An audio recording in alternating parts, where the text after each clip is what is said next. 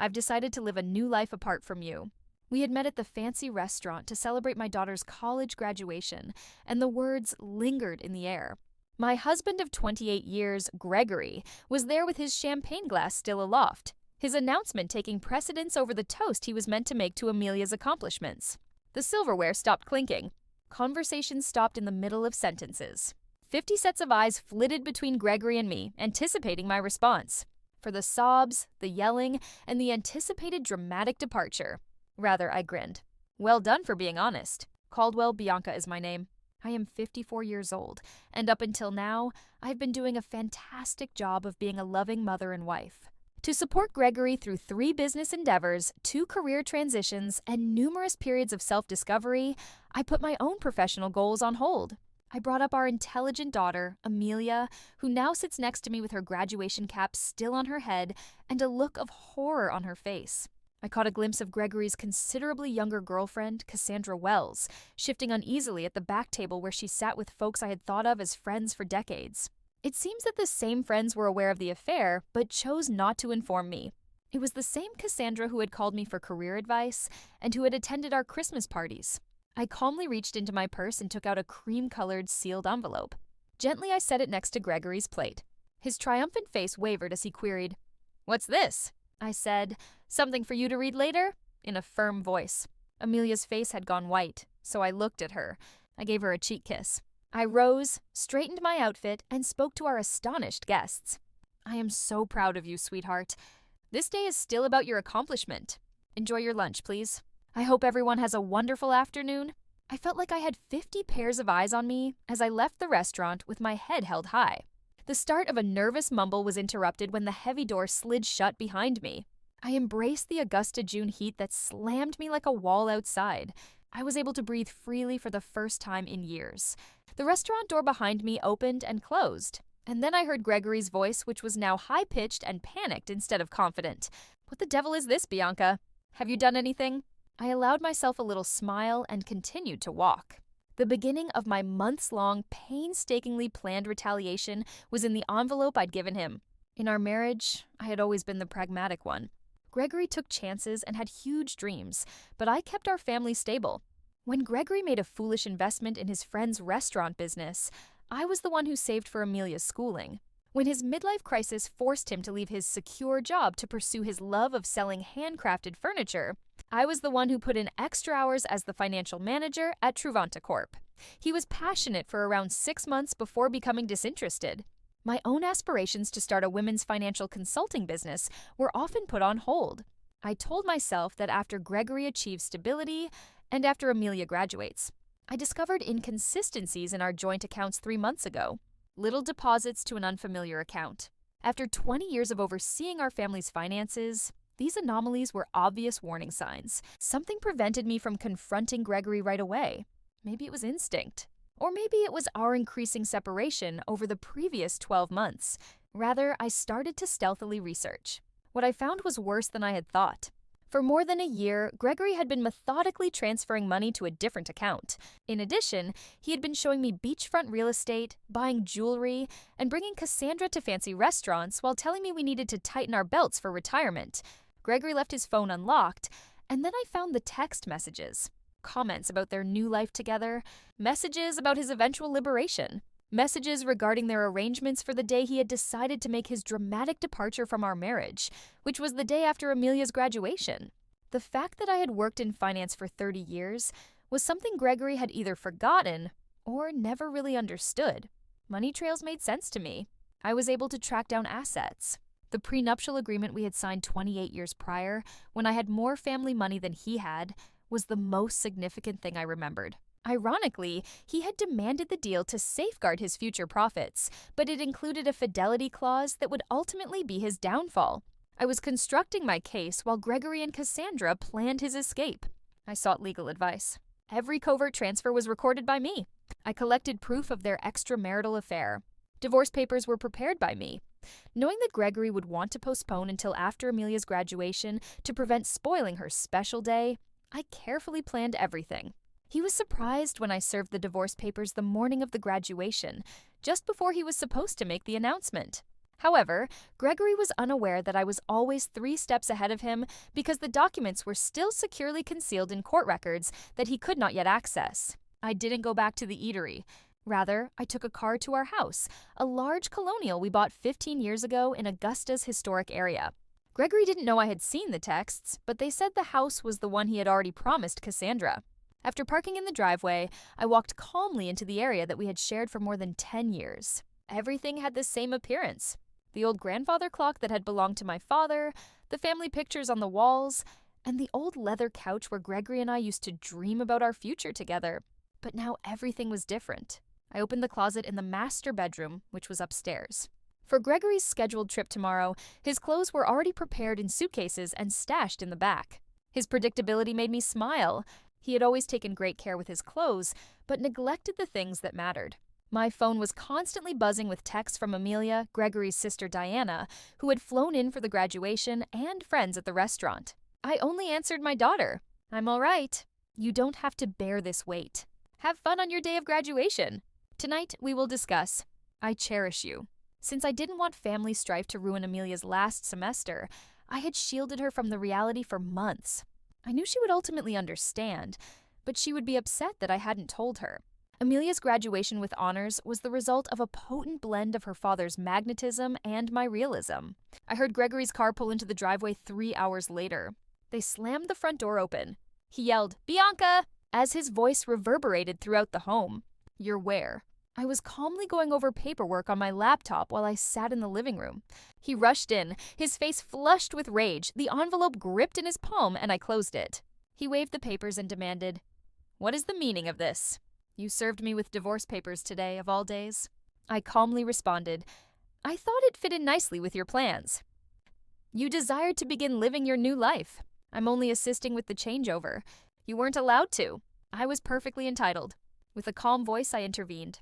"Just as you were quite justified in picking Cassandra. Gregory, we all have to make decisions." He added, suddenly smug, "The prenup expired years ago? That is what any lawyer will tell you." I permitted myself to smile a little. It didn't, in fact.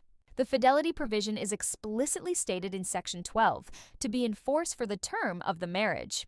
That should have been explained to you by your attorney. Oh, hold on. Did you not seek advice from one? His face lost its color as reality set in. He would now lose everything because of the prenuptial agreement he had demanded to safeguard his future wealth. The house, the Savannah vacation home, and his share of our retirement funds. His extravagant gesture at the restaurant had just turned into his life's most costly declaration. Gregory shouted, "You can't do this to me!" and he fell onto the couch. I said, "We built this life together, and you chose to end it, but not in the manner you had intended." In Gregory's pocket, his phone continued to buzz. He glanced at it before ignoring it. Cassandra was probably wondering where he was and why he wasn't doing what they had planned. "Bianca, you've always been cunning." He tried a fresh strategy, saying, "But this is cold. How about our past? It means nothing to be together for 28 years. I examined him. I had been in love with this man for almost 30 years. Before we had Amelia, the man had supported me during 2 miscarriages. The man who once gave me a surprise 10th anniversary weekend vacation to Charleston. When had he changed? Or had I been too loyal to recognize that he had always been this way?" I replied honestly, "Our past meant the world to me.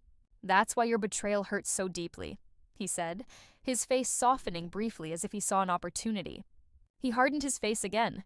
"He's exaggerating, am I?" I picked up my phone, opened the recording app, and played his own voice. "After the graduation, I'll tell her it's over. Then maybe we can fix this. I made a mistake. People make mistakes. This wasn't a mistake, Gregory. This was a calculated plan spanning more than a year. You systematically moved our money. You looked at the property with her. You planned to announce our separation publicly to humiliate me." Then Cassandra's voice. "And she doesn't know about the money." Gregory again. "None. Bianca trusts me completely. That's her weakness?" The blood drained from his face. "I need to make some calls." "Of course," I said. "I'm not cruel. Just the conversations about your plans to defraud me." Gregory stood abruptly, agitated. "I'll be staying at Diana's tonight." "Diana's?" He sputtered. "My sister's house." I nodded. "She's quite upset with you, actually." "She didn't tell me right away. She confronted you first. You promised her it was nothing, that you would end it." "Everyone's betraying me," he whispered. "Ironic, isn't it? This was another blow he hadn't expected. Diana and I had always been close, but Gregory never thought his own sister would side with me. "You have until tomorrow evening to take your belongings out of the house," I said, gathering my purse and a tiny overnight bag that I had previously packed. "The locks will then be replaced." Gregory called after me as I was about to leave, his voice desperate. "What about Amelia?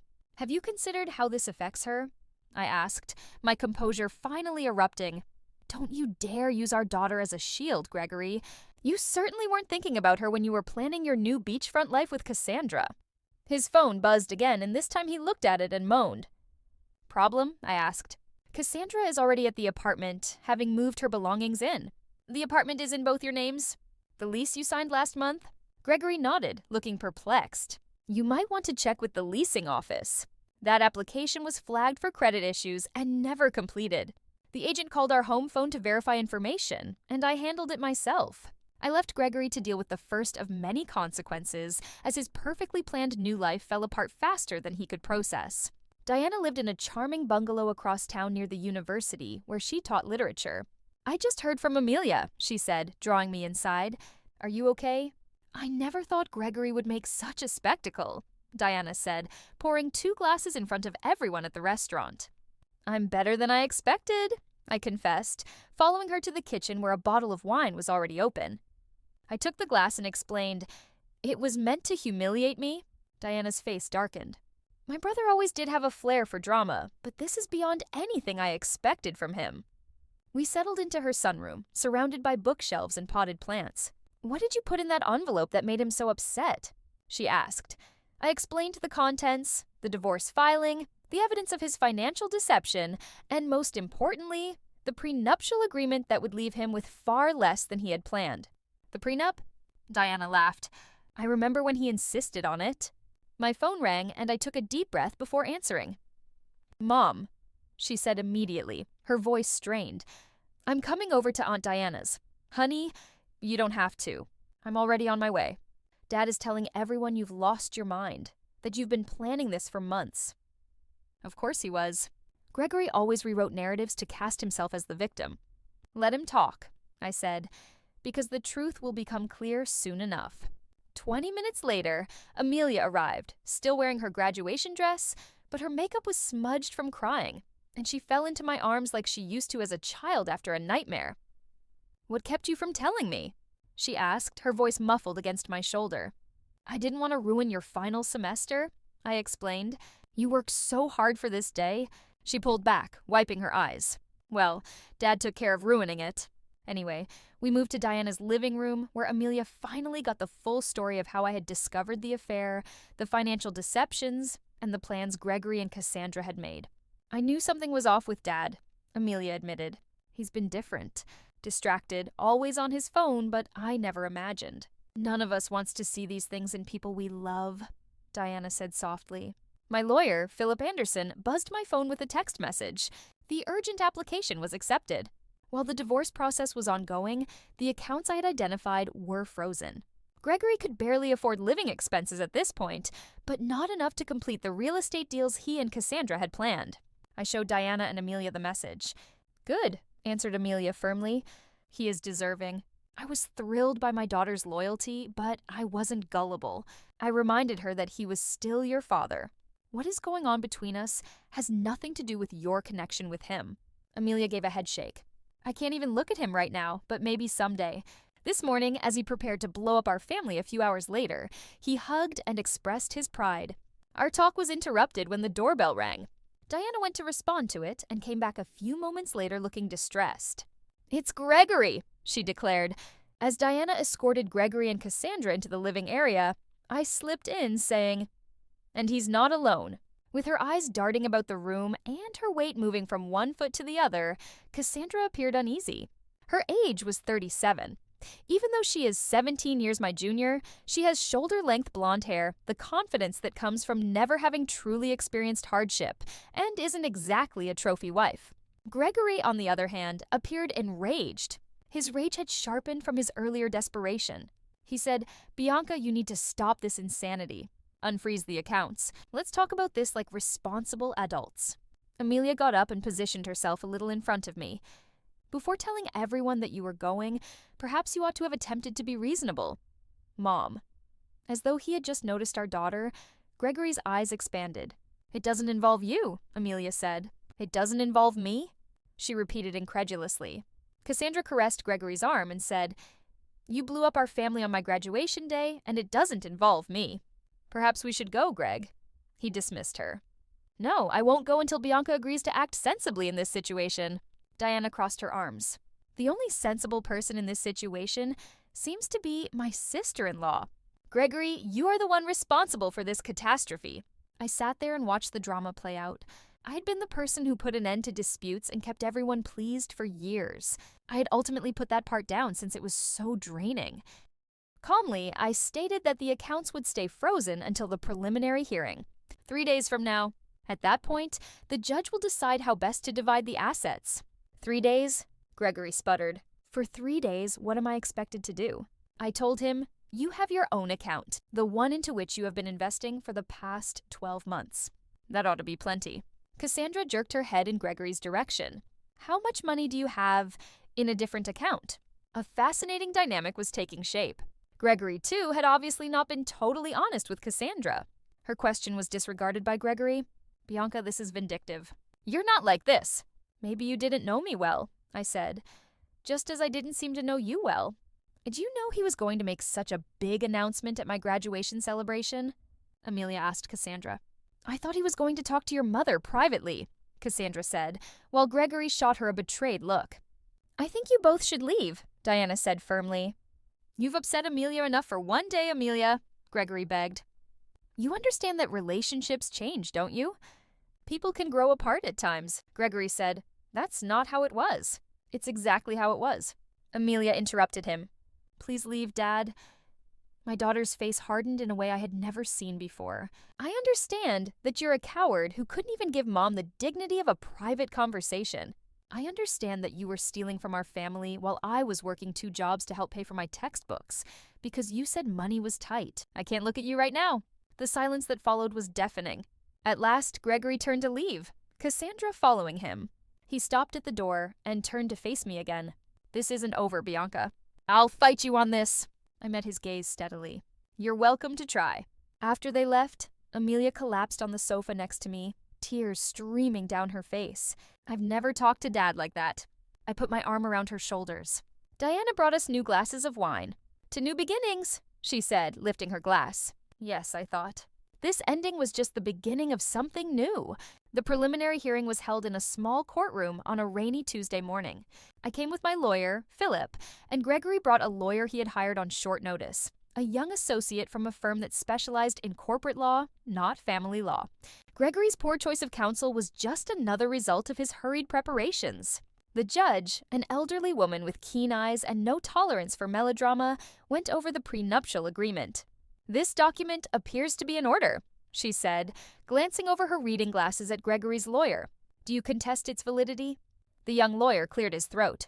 Your Honor, we believe the agreement has expired due to the length of time that has passed. Section 18 makes it clear that the duration is for the term of the marriage, plus any legal proceedings resulting from its dissolution. The judge added, the evidence of systematic fund transfers appears to violate the financial disclosure requirements in Section 23. Gregory leaned forward to talk urgently to his lawyer, who appeared increasingly uneasy, but there is no expiration date specified. After rummaging through the documents, she glanced up and said, I am deciding to keep the joint account freeze in place until all financial information has been found. Mr. Caldwell will continue to have access to his personal account. The adultery clause in the prenuptial agreement states that Mrs. Caldwell will keep the family home during the proceedings. Gregory's face turned a deep scarlet. He murmured, This is outrageous, loud enough for me to hear. The judge gave him a severe stare. Mr. Caldwell, I advise you to carefully go over the contract you signed. After the discovery is finished, this court will meet again in 30 days for the whole hearing. Gregory came up to me in the hallway as we were leaving the courthouse. Please, Bianca, we must reasonably discuss this. Having been together for 28 years must be significant. I answered that it was all that mattered till you concluded that it didn't. I left him standing by himself in the courthouse hallway, the consequences of his decisions finally starting to weigh on him. Word got around our social circle quite fast. Every day, friends contacted me. Some wanted to gossip, while others offered encouragement. I kept my mouth shut about the specifics, stating only, Gregory and I are separating. These things happen. In the meantime, Gregory's meticulously crafted facade was coming apart.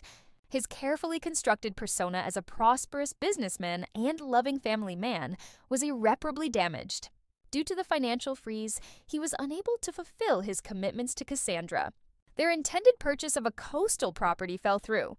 He had to cancel the luxury car for which he had paid a deposit. Diana called me with a hint of humor 2 weeks after the hearing. Have you heard the most recent news? Cassandra left home. Already? The speed was amazing, but I wasn't totally shocked. It seems that she found out Gregory's business isn't doing as well as he said it was. The significant savings he mentioned are non-existent. I don't sign up to date a man with financial problems, she told her friend Jennifer. I couldn't contain my laughter. He had always been a skilled illusionist. I was rebuilding in the meantime. Gregory hadn't expected the freedom that came from the financial stability I'd always maintained, apart from our shared accounts. I started establishing the business I had been dreaming about for years, after renting a modest office space downtown. 2 women going through their own divorces were my first clients. More came from word of mouth. My area of expertise was assisting women in understanding their financial situation throughout significant life transitions, such as divorce, widowhood, and career changes. In a manner that my corporate career had never been, the work was instantly satisfying. Amelia called me frequently after she obtained a position with a Charleston marketing company. I'm so proud of you, Mom, she said when I informed her about my expanding clientele. Word count 300. The final divorce hearing took place on what would have been our 29th anniversary. You're helping people during their worst moments. I'm just doing what I wish someone had done for me earlier, I said. I'm just doing what I wish someone had done for me earlier.